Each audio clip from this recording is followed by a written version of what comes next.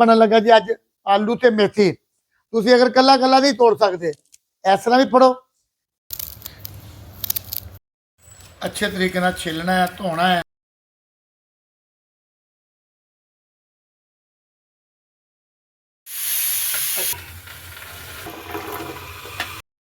देखिए इसकी ग्रेवी निकल आई है, इनू अजे होर भुनना है। बिस्मिल्लाह। मेरा मैं मीन जिस तरह कि अरसा 4 ਤੋਂ 5 साल तो हॉस्पिटल का लंगर जाता है, वो मुख्तलिफ किस्म दी अपन बीबियां भैनों को रेसिपियां दस रहे हैं। अज की बनन लगा जी अज आलू ते मेथी। आलू मेथी बनाने के काफ़ी तरीके ने, बाकी मैं जिस तरीके बनावांगा भी एक आम तरीका है।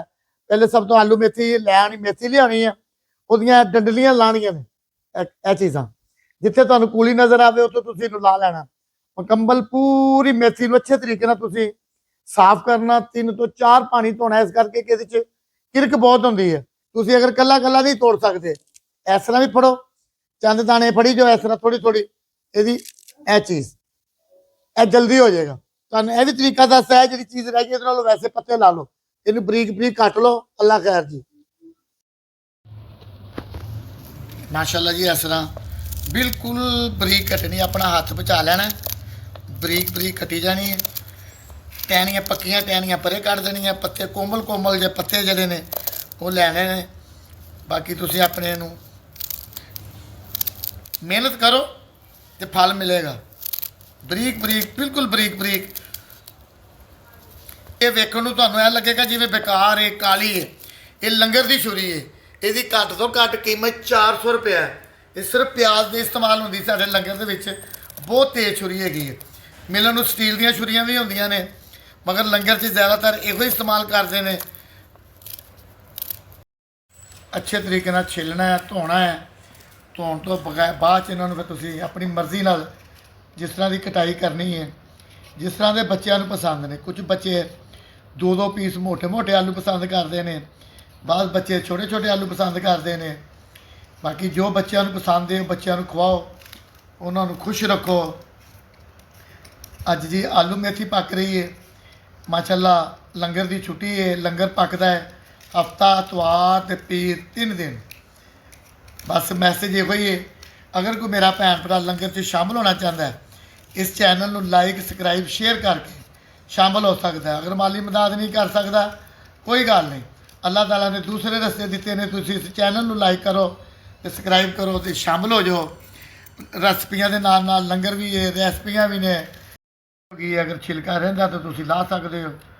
इन्हां दे असीं करांगे जी 2 पीस सोहणे लगदे ने। जिवें तुसीं आलू गोश्त पकांदे हो ਉਹਦੇ ਵਿੱਚ भी 2 पीस सोहणे लगदे ने। इसकी कटाई हो गई है। 1 चम्मच नमक का पावांगे, तुसीं थोड़ी जी मेथी ज़्यादा है तो तुसीं थोड़ा नमक ज़्यादा कर लो। 1 डब्बा इहदे च असीं पानी का पाया। इनू अच्छे तरीके नाल इन्ना क मलना है कि इसकी मत बच जाए। मत की बच जाए कि घुल जाए, इसका नमक शिमक जिहड़ा सारा ही निकल जाए। अच्छे तरीके नाल मलना। मलन तो बाद फिर इन्हूं असीं 2 ਤੋਂ 3 पानी धोवांगे कि इहदे च किरक बहुत हुंदी है। पूरा प्रोसीजर अज तुहानूं दसांगे। ये किसी दिन मेथी के गोश्त भी दसांगे, मेथी के गोश्त का किवें चक्कर। फिर किसी दिन ये मेथी के कबाब भी दसांगे, ये कबाब भी बनते हैं। इनू जी हम धो मल लिया अच्छे तरीके नाल। इनू हम धोने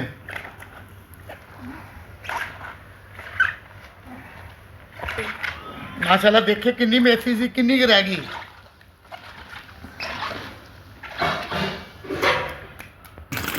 माशाअल्लाह देखें जी 4 ਤੋਂ 5 पानी अच्छे तरीके नाल इहनूं धोना है। 4-5 पानी धो के नताड़ के खुशक करके फिर पूरा प्रोसीजर तुहानूं दसनी।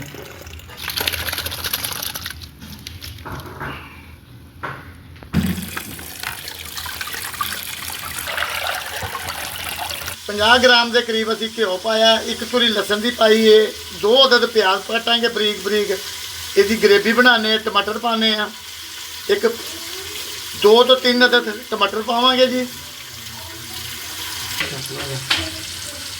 अच्छा जी 1 पाइया टमाटर ने अच्छे तरीके नाल इन्हां नूं बरीक बरीक कटना है। थोड़ा जिहा लसन पाया है, थोड़ा जिहा अदरक पाया है, पाइया के करीब टमाटर पा रहे हैं। इसकी बनावांगे ग्रेवी। जिवें असीं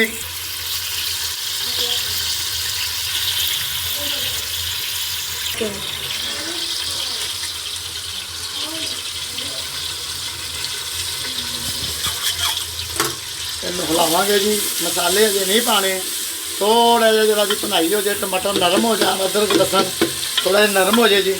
1 ਚਮਚ ਹਲਦੀ ਦਾ, 1 ਚਮਚ ਲਾਲ ਮਿਰਚ ਦਾ ਤੇ ਅੱਧਾ ਚਮਚ ਨਮਕ ਦਾ। ਨਮਕ ਹੱਥ ਪੈ ਜਾਏਗਾ ਪਾਣਾ ਹੈ। ਇਹਨੂੰ ਤੁਸੀਂ ਅੱਛੇ ਤਰੀਕੇ ਨਾਲ ਹਿਲਾ ਲੈਣਾ। ਤੇ ਮੇਥੀ ਬਹੁਤ ਗਰਮ ਚੀਜ਼ ਹੈਗੀ ਹੈ,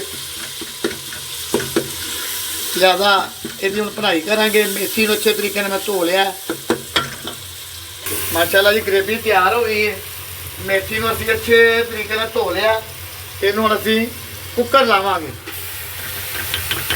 ਮਾਸ਼ਾਅੱਲਾ ਸਾਗ ਦੀ ਰੈਸਪੀ ਦਿੱਤੀ ਹੈ ਕੱਲ। ਇਹਨੂੰ ਹੁਣ ਹਿਲਾਉਣਾ ਅੱਛੇ ਤਰੀਕੇ ਨਾਲ, ਹਿਲਾ ਕੇ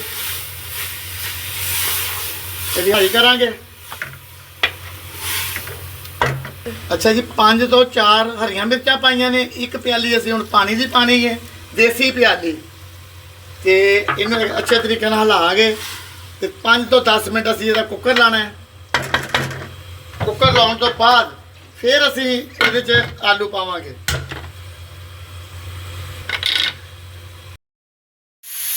ਅੱਛਾ ਜੀ 10 ਮਿੰਟ ਹੋ ਗਏ ਨੇ ਸੀਟੀ ਲੱਗੀ ਨੂੰ। ਆਲੂ ਪਾਵਾਂਗੇ ਜੀ ਹੁਣ ਇਹਨੂੰ ਭੁੰਨਣ ਤੋਂ ਬਾਅਦ।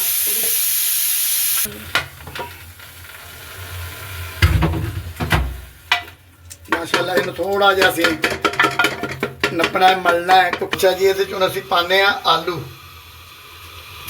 ਆਲੂ ਥੋੜੇ ਜਿਹੇ ਬਰੀਕ ਕੱਟ ਦਿੱਤੇ ਨੇ। ਇਹਦੇ 'ਚ ਕੋਈ ਇੰਨੇ ਮਸਾਲੇ ਨਹੀਂ ਪੈਂਦੇ, ਬਿਲਕੁਲ ਸਾਦਾ ਜੀ ਰੈਸਪੀ ਹੈ।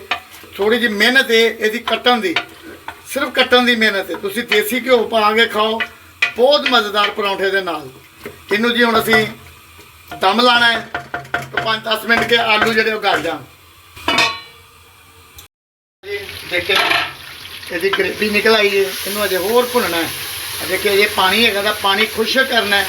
ਮੇਥੀ ਦੇ ਵਿੱਚੋਂ ਆਪਣਾ ਕਲਰ ਇੱਕ ਨਿਕਲੇ, ਤਰੀ ਨਿਕਲੇ। ਇਹਦੀ ਹੁਣ ਭੁਨਾਈ ਕਰਾਂਗੇ, ਫੁੱਲ ਭੁਨਾਈ ਕਰਾਂਗੇ। ਅੱਛਾ ਜੀ ਮਾਸ਼ਾਅੱਲਾ ਮੇਥੀ ਸਾਡੀ ਤਿਆਰ ਹੋ ਗਈ ਹੈ। ਇਹਨੂੰ ਅੱਛੇ ਜਿਹੇ ਬਰਤਨ 'ਚ ਕੱਢ ਲਈਏ ਤੇ ਬਾਅਦ ਵੀਡੀਓ 'ਚ ਮੈਂ ਚੱਕ ਕੇ ਤੁਹਾਨੂੰ ਦਿਖਾ ਦੇਣਾ। ਜ਼ਾਹਰ ਹੈ ਕਿ ਇਹ ਰੋਟੀਆਂ ਵਗੈਰਾ ਪਕਾਉਣੀਆਂ ਨੇ। ਇਹਨੂੰ ਅਸੀਂ ਹੁਣ ਬਰਤਨ 'ਚ ਕੱਢ ਲਈਏ। ਬਿਸਮਿਲ੍ਲਾ। ਜ਼ਾਹਰ ਜੀ ਮਿਹਨਤ ਨਾਲ ਤੁਸੀਂ ਕੋਈ ਚੀਜ਼ ਵੀ ਪਕਾਉਂਦੇ ਹੋ ਤੇ ਮਿਹਨਤ ਦਾ ਫਲ ਮਿਲਦਾ ਹੈ। ਬਾਅਦ ਕਾਤ ਟਾਈਮ ਲੱਗਦਾ ਹੈ, ਬਾਕੀ ਉਹ ਮਾਲਕ ਦੀ ਸ਼ੁਕਰ ਹੈ, ਉਸ ਮਾਲਕ ਦਾ ਕਿ ਹਰ ਕਿਸੇ ਨੂੰ ਨਵਾਜ਼ਦਾ ਹੈ ਤੇ ਉਹਦਾ ਦਿੱਤਾ ਖਾਣ ਦਾ ਹੈ। ਅੱਲਾ ਖੈਰ ਕਰੇ ਜੀ, ਜੀਨੇ ਵਾਸਤੇ ਰਹੇ। ਆਮੀਨ।